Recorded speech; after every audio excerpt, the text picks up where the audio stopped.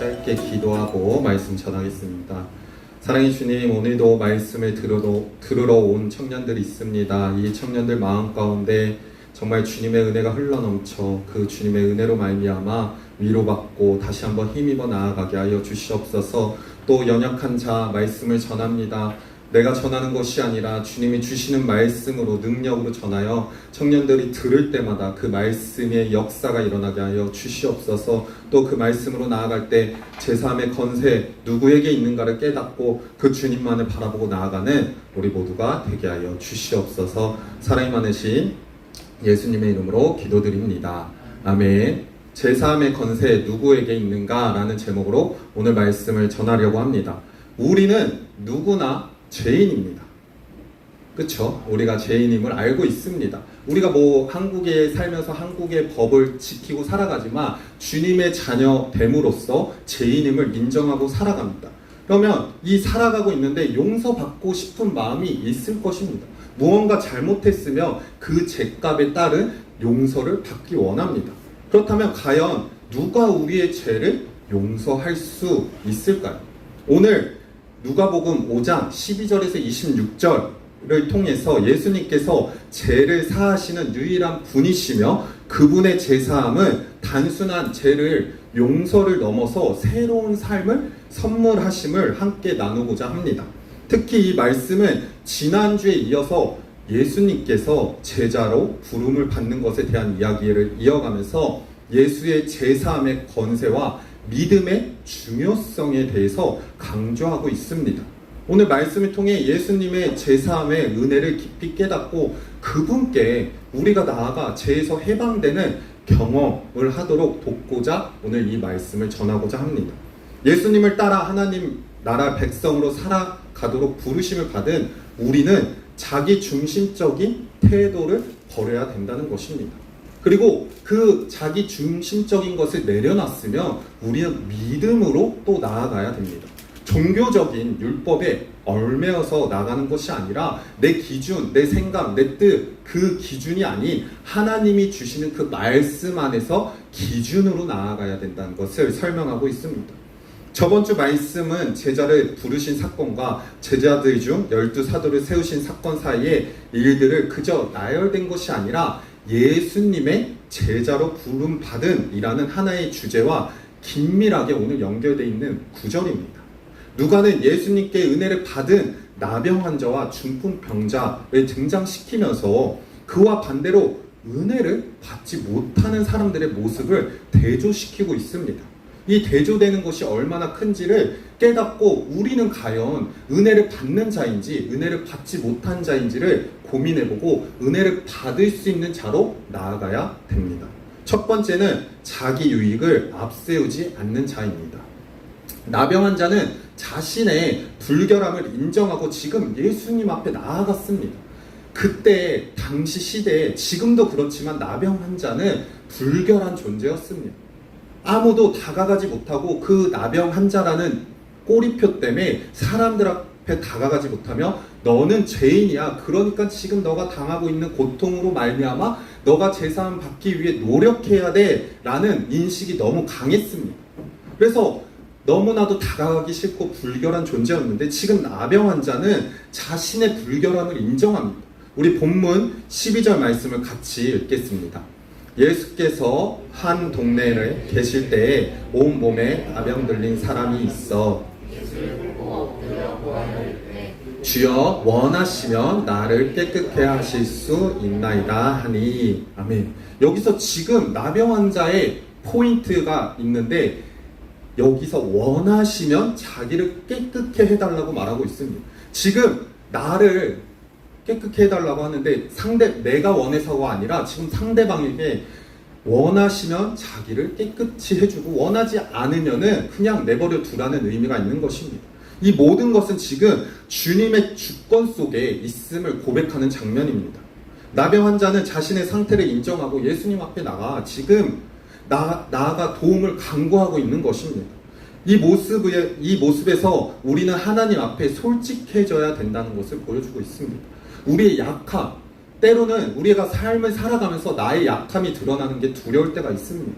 뭔가 부족해 보이고 뭔가 내가 이 세상에서 루저가 되는 기분이 들기 때문에 사람들 앞에 숨길 때가 있다는 거예요. 근데 지금 나병 환자는 그 모든 것을 숨기지 않고 나 자신의 약함을 인정하고 그것을 내려놓고 나아가 주님 앞에 원하시면 깨끗게 해달라는 고백이 나왔던 겁니다. 이것이 얼마나 중요한지 우리의 삶 가운데서도 이러한 고백이 있어야 된다는 것입니다. 그는 자신의 유익을 위해서가 아니라 지금 진정한 치유와 깨끗함을 얻기 위해 예수님께 나아갔던 것입니다. 이는 우리가 기도할 때 우리의 욕심과 이기적인 기도가 아니라 진실된 마음으로 하나님 앞에 모든 것을 내려놓고 기도해야 된다는 것입니다. 이처럼 겸손히 도움을 요청하면 예수님의 반응은 곧바로 나타납니다. 내가 원한다고 하시며 그를 깨끗하게 하십니다. 그리고 예수님은 다른 사람들에게 이 얘기를 알리지 말고 제사장에게 가서 깨끗하게 되었음을 확인받으라고 하셨습니다. 하지만 본문 15절 말씀을 보면 이렇게 얘기합니다. 예수의 소문이 더욱 퍼짐에 수많은 무리가 말씀도 듣고 자기 병도 고침을 받고자 하여 모여오되라고 말하고 있습니다. 즉 예수님에 관한 소문이 점점 더 퍼져나가게 되고 그 많은 소문으로 말미암아 자기의 병든 모습을 고치기 위해서 예수님 앞에 모이기 시작했다고 말합니다. 누가는 그들이 말씀을 듣고 자기의 병도 고침을 받고자 하는 또 자기의 유익을 추구하는 자들이었음을 밝히고 있습니다. 이러한 상황에서 예수님은 그들의 세력을 지금 규합하려고 하지 않습니다. 지금 이스라엘 백성들이 원하는 메시아는 누구였냐? 시대적인 배경을 생각하면 지금 이스라엘의 상황은 아주 좋지 않은 상황입니다. 로마의 지배를 받고 있었고 메시아가 와서 우리를 구해줄 다윗과 같은 왕이 와서 우리를 구해줄 왕이다 라고 생각하고 있었습니다. 근데 그 많은 무리들이 모였을 때 예수님은 내가 그 왕이 아님을 십자가에 못 박혀 죽으셔서 우리를 구원해 주실 왕이지만 그 왕으로서의 사람들이 왕으로서의 원하는 왕이 아니라 낮은 자의 모습으로 왔음을 지금 보여주고 있습니다. 예수님은 이러한 사람들이 모이자 한적한 곳으로 가서 기도하십니다. 이처럼 하나님의 나라는 자기의 뜻을 구하는 것이 아니라 지금 주님의 뜻을 구하고 나아가야 된다는 것을 보여줍니다. 자기의 유익이 아니라 지금 내가 원하는 것, 내가 생각했던 것이 아닌 자기 모든 것을 내려놓고 공동체를 위해 나아가는 모습을 보여주고 있습니다. 그러나 우리가 신앙생활할 때 모습은 어떻습니까? 무리와 같을 때가 많다는 거예요. 지금 내가 원하는 거, 내가 하고 싶은 거, 내 앞으로의 미래, 내가 하고 싶은 직장, 또 물질적인 부분, 또 진로, 여러 가지 등등을 구하면서 내가 원하는 것이 많다는 거예요. 근데 내가 원하는 것이 아니라 하나님이 원하시며 주님 그 뜻대로 하겠습니다. 하나님이 원하시지 않으면 주님 내가 내려놓겠습니다 하는 마음이 필요하다는 것을 오늘 말씀에서 보여주고 있습니다. 그때 하나님이 원하시는 대로 길을 따라가고 우리가 삶을 살아갈 때 하나님 나라의 유익이 되며 하나님 나라의 영광이 된다는 것을 보여주고 있습니다. 두 번째로는 믿음으로 나오는 자의 모습입니다. 공간복음에 무리는 예수님을 보겠다고 모여드는 사람들입니다. 사실상 그들은 자기 자신의 유익을 구하는 자들이기에 하나님 나라의 쓰임을 받지 못합니다. 오히려 믿음의 사람들의 앞을 막는 장애물로서 오히려 불편함을 보여주고 있습니다. 19절 말씀을 우리 같이 읽겠습니다. 무리 때문에 중간 부분이라서 제가 읽겠습니다. 19절 말씀. 무리 때문에 메고 들어갈 길을 얻지 못한지라 라고 말합니다. 지금 많은 사람들이 너무나도 많아가지고 중풍병자인 친구들이 지금 무리가 너무 많아 들어가지 못하고 오히려 믿음의 사람들의 장애물 역할을 하고 있습니다. 즉 방해거리입니다. 하지만 이 무리는 유대인이 사는 지역의 각 곳에서 온 사람들입니다. 바리새인, 율법교사들이 포함되어 있습니다. 이들은 누구보다 모세오경을 다 외우고 있었고 율법 613가지라는 것을 모두 지켜가면서 생활을 했던 사람들. 근데 지금 이 사람들이 믿음으로 나오는 사람들의 방해물이 되고 있습니다. 근데 나병 환자는 예수님께 중풍병자는 깨끗함을 받기 위해 나아가는 모습이 친구들의 믿음의 모습들이 나오고 있습니다. 믿음의 사람들은 아무리 방해가 있을지라도 어떻게든 그 장애물을 뚫고 나아가는 모습을 보여주고 있습니다. 18절과 19절 말씀을 보면 이렇게 얘기합니다. 한 중풍병자를 사람들이 침상에 메고 와서 예수 앞에 들여놓고자 하였으나 무리 때문에 메고 들어갈 길을 얻지 못한지라 지붕에 올라가 기아를 벗기고 병자를 침상째 무리 가운데로 예수 앞에 달아 내리니라 라고 말하고 있습니다. 지금 가로막혀서 나가지 못하는 상황 가운데 그냥 가만히 있는 것이 아니라 지붕으로 올라가 기아를 벗기고 침상째 내려놓는 모습을 보여주고 있습니다. 이러한 믿음은 그들이 예수님 앞에 나아가기만 하면 분명히 주님께서 이 중풍병자를 고쳐주실 거라는 믿음이 있어서 할 수 있었던 행동입니다. 믿음 없이는 이러한 행동이 나오지 않습니다. 이들이 내려 지붕까지 올라가 수고하는 일까지 왜 했을까요? 그 아픈 중풍병자를 고치기 위해, 친구를 위해 헌신하는 모습을 보여주고 있는 거예요. 마다하지 않고 예수님 앞에 나아가기만 하면 분명히 예수님께서는 이 중풍병자인 친구를 고쳐주실 거라는 것을 믿었기 때문에 예수님께로 데려가기 위해 지붕을 뚫고 들어간 친구의 모습은 이웃에 대한 향한 사랑과 헌신의 중요성을 보여주고 있습니다. 그들은 친구의 아픔을 지금 자신의 일처럼 공감하고 또 노력을 기울였습니다. 이는 우리에게 얘기하고자 하는 것이 무엇이냐? 믿음으로 나아가는 것도 중요하지만 그 믿음 안에 사랑하는 마음이 필요하다는 것입니다. 나만의 신앙이 아니라 내가 믿고 주님을 따라가는 것이 아니라 그 공동체 안에서도 이웃을 사랑하고 이웃을 위해 기도하는 것이 얼마나 귀한지를 설명해주고 있습니다. 이처럼 믿음은 하나님의 역사를 경험하는 데 필수적인 요소라는 거예요. 이런 모습을 보신 예수님은 이렇게 얘기하십니다. 믿음을 보셨고 라고 말씀하십니다. 그 자리에서 중풍병자의 제사함을 선포하는데 이는 예수님이 계신 곳이 바로 성전임을 보여주고 있어요. 당시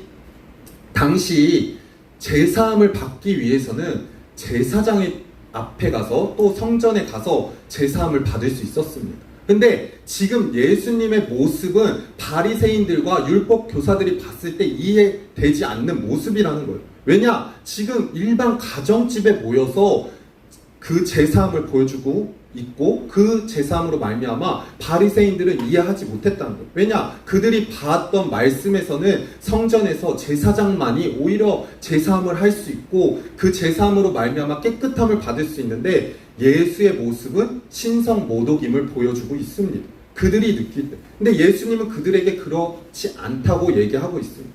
근데 이 얘기를 하기 전 여기서 우리가 믿음이란 단순히 마음의 상태가 아니라 행동에 이어진다는 것을 기억하셔야 합니다. 우리가 믿음이 생겨나면 분명히 행동으로 일어날 수밖에 없다는 거예요. 지금 중풍병자의 친구들의 행동은 어떻습니까? 이들은 친구를 위해 침상째 지붕으로 올라갔습니다. 상상을 해봅시다. 우리가 침상을 들고 내가 자는 침대를 들고 누군가 아파서 그것을 끌고 간다고 생각해보면 엄청 쉬운 일이 아니에요. 근데 지금 믿음으로 나아가는 자들의 행동은 그 무거운 침대조차도 고려하지 않고 그냥 이 친구를 고치기 위해 나가는 모습을 보여줬다는 거예요. 행동으로 드러날 수밖에 없다는 것을 보여줍니다. 히브리서 11장 1절 말씀을 보면 이렇게 얘기합니다. 믿음은 바라는 것들의 실상이요 보이지 못하는 것들의 증거라고 말하고 있습니다. 우리의 삶에서도 때때로 믿음으로 나아가야 할 때가 있습니다. 분명히 믿음으로 나아갈 때가 있는데 그 믿음이 흔들릴 때가 있다는 거예요. 상황이 어려워. 그리고 그 장애물들이 너무나도 많다 보니까 우리의 믿음이 흔들릴 때가 있지만 그 흔들림이 아니라 믿음으로 말미암아 행동으로 헤쳐나가는 모습이 필요하다고 오늘 말씀에서는 설명합니다. 그들이 보여줬던 행동이 우리의 삶 가운데서도 주님을 믿는데 왜 행동으로 못하냐. 너희도 주님을 믿고 나가며 그 믿음을 통해 놀라운 일들을 이루시는 하나님을 경험하라고 우리에게 설명해주고 있습니다. 하나님께서는 우리의 믿음을 통해서 분명히 역사하고 계십니다. 그 믿음은 하나님과의 관계를 더욱더 깊은 관계로 만들어줍니다. 우리가 사람을 만나고 새로운 사람을 만나면서 알아가는 과정이 필요합니다. 이처럼 하나님을 알아가는 과정이 필요한데 그 알아가는 과정이 믿음이라는 거예요. 그 믿음을 통해서 주님께서 주시는 것이 얼마나 놀랍고 은혜스러운지를 경험하길 소망합니다. 그 믿음 없이는 주님을 알아갈 수 없습니다. 성경책 첫 장 창세기 1장 1절만 봐도 이 모든 만물을 창조하셨다는 말씀을 우리가 믿기 위해서는 믿음이 필요합니다. 근데 믿음 없이 주님을 믿는다? 그것은 아이러니한 행동이라는 거예요. 그러므로 우리가 믿음으로 나아갈 때 하나님과의 더 깊은 관계를 만들어줌을 믿고 나아가는 저와 여러분들이 되길 소망합니다. 세 번째로는 종교에 묶이지 않는 자라는 거예요. 아까 앞에서도 얘기했지만 바리새인과 그 무리들 안에는 많은 사람들이 있었지만 바리새인들과 율법 교사들이 있었어요. 이들은 하나님의 말씀에 대해서 누구보다 잘 알았습니다. 그리고 그거에 대해서 너무나도 자신감 있고 또 그 하나님 앞에 인정받은 백성이라는 것을 당당하게 나가는 사람들이었어요. 근데 바리새인들과 서기관들은 율법에 얽매여 예수님의 기적을 지금 의심했어요. 그들은 예수님의 권위를 지금 인정하지 않았습니다. 지금 왜 그들이 그렇게 행동을 했냐? 자신들의 종교적인 틀 안에서 생각하려고 했기 때문입니다. 이 말씀은 예수님께서 그 당시 종교 지도자들이 바리새인들과 서기관들에게 도전했던 순간을 담고 있습니다. 그들은 율법에 얽매여서 예수님의 능력을 의심하고 신성 모독이라고 얘기를 했어요. 그러나 예수님의 그들의 제한된 시각을 뛰어넘어 진정한 하나님의 권세를 보여줍니다. 반면 예수님은 종교적인 제한을 넘어서 그 사람의 깊은 상처와 고통을 치유해 주십니다. 아까 제가 중풍병자 얘기를 하면서 중풍병자가 일반 가정집에서 지금 치유함을 받았다고 했습니다. 근데 그 바리새인들과 서기관들과 율법 교사들이 봤을 때는 이해하지 못하는 행동들이라는 거예요. 왜냐? 당신은 제사를 드리고 1년에 한 번 하나님 앞에 제사를 드리면서 그 제사함을 구해야 되는데 지금 예수님은 그냥 하나님의 능력으로 말미암아 너를 치료하겠다고 하면서 사람을 고치고 있으니 바리새인들과 서기관들과 율법 교사들이 봤을 때 이건 정말 하나님을 신성 모독하는 거야 라고 느꼈던 것입니다. 그들의 틀 안에서는 도저히 용납할 수 없는 모습이었습니다. 예수님은 그러한 모습을 보시고 그들의 마음을 이해하시고 예수님의 죄를 사하는 권세가 자신에 있음을 지금 명확하게 드러내고 있습니다. 이는 단순히 육체적인 치유만을 의미하는 것이 아니라 영혼의 깊은 상처까지도 치유할 수 있는 능력을 갖고 계심을 의미합니다. 예수님께서는 사람들의 마음을 깊은 곳에 필요를 아시고 그들에게 진정한 회복을 선사해주고 있는 것입니다. 말씀을 통해서 우리는 예수님의 사랑과 자비를 더욱더 깊이 깨달을 수 있다. 우리의 각자의 삶에서도 때로는 이해되지 않는 상황들이 있다는 거예요. 우리가 믿음으로 나아가고 또 수련회를 갔다 오고 또 기도하고 말씀을 묵상하고 이런 삶을 살아가는데도 문제들이 계속 일어난다는 거예요. 우리의 신앙과 내 시각으로는 내 틀 안에서는 이해하지 못할 때가 있습니다. 도저히 이것은 왜 일어나고 왜 이렇게 살아가는데 믿음 생활을 하는데 왜 이런 일들이 일어날까? 그리고 내 기준으로 다른 사람을 봤을 때 저 사람을 정죄하고 저 사람의 신앙은 왜 저래? 라고 생각할 수 있습니다. 하지만 예수님께서는 그 모든 것이 아니라고 분명히 말씀하십니다. 22절 말씀을 보면 알 수 있습니다. 예수께서 그의 생각을 아시고 대답하여 이르시되 너희 마음에 무슨 생각을 하냐? 라고 물어보십니다. 지금 앞구절 21절 말씀을 보면은 무슨 내용이냐면 이들이 속으로 생각하고 있던 거예요. 속으로. 이 내용을 잘 이해하시는데 지금 예수님은 그들이 속닥속닥해서 무슨 얘기를 듣고 얘기한 것이 아니라 그들의 마음을 아시고 지금 생각을 아시고 너희가 무슨 생각을 하느냐라고 갑자기 질문을 하신 거예요. 지금 놀라운 표현이에요. 아무도 모르는데 예수님은 지금 그들의 마음을 보시고 너희 마음에 무슨 생각을 하느냐라는 예수님의 말씀을 우리에게도 스스로 느껴야 된다고요. 지금 질문하시는 거예요. 예수님, 너희 무슨 생각을 하냐? 이 예배당에 와서 너희가 무슨 생각을 하고 있느냐.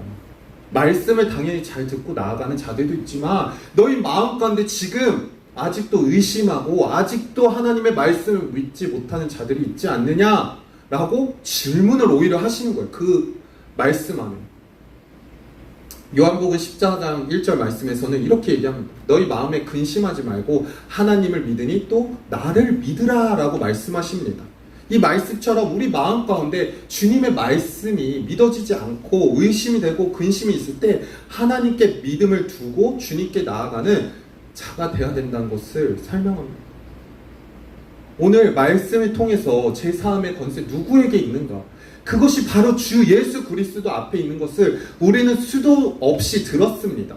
이것을 알고 있습니다. 하지만 우리의 삶 가운데 우리는 어떻게 살아가고 있습니까? 우리의 삶을 돌아보면 그 주님을 알고 믿는다고 하지만 믿음의 삶의 행동이 드러나지 않을 때가 있다는 거예요.